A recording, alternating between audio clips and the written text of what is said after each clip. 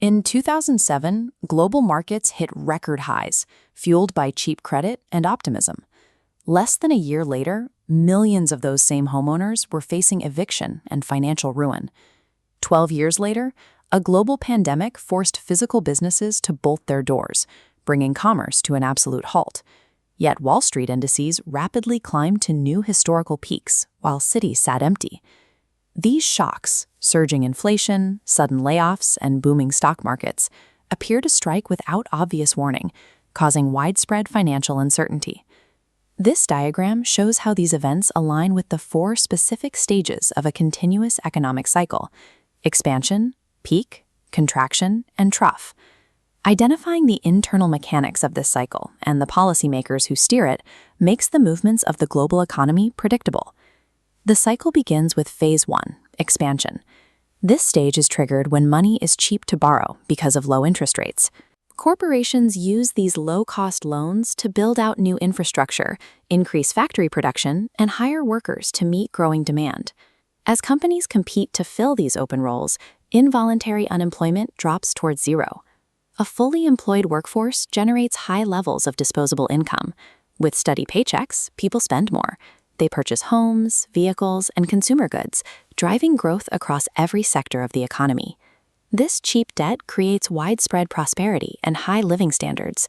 However, it also creates the exact pressures that eventually cause the economy to overheat. This leads to Phase 2, the peak. Growth cannot continue indefinitely, because every economy has a physical limit on its available labor, raw materials, and factory capacity. When an economy hits that maximum output, demand rises much faster than supply.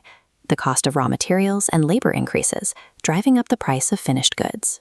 To prevent this inflation from eroding the value of the currency, central banks intervene to stabilize the system. The primary tool is the interest rate. By raising rates, the bank makes borrowing more expensive, which deliberately slows down corporate and consumer spending. The peak is a forced stabilization, a policy decision to end the growth phase in order to control rising costs. Once higher borrowing costs take hold, demand stagnates, and the cycle enters Phase 3, contraction.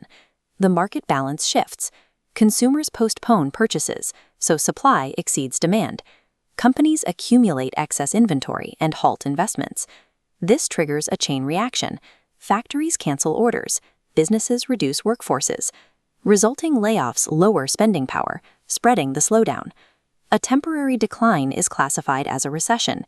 If the contraction is deep, widespread, and lasts for years, it becomes a depression. The contraction phase is destructive, but it clears the overproduction and bad debt accumulated during the expansion, resetting the economy for the next phase. Eventually, the decline hits the bottom. This is Phase 4, the trough, characterized by sluggish economic activity and low consumer confidence. This stagnation triggers rescue operations.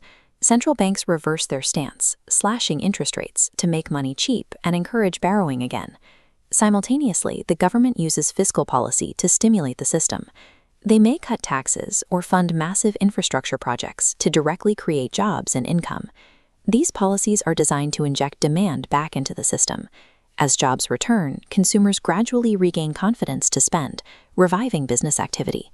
These interventions at the trough are intended to break the stagnation, serving as the catalyst for a new expansion phase.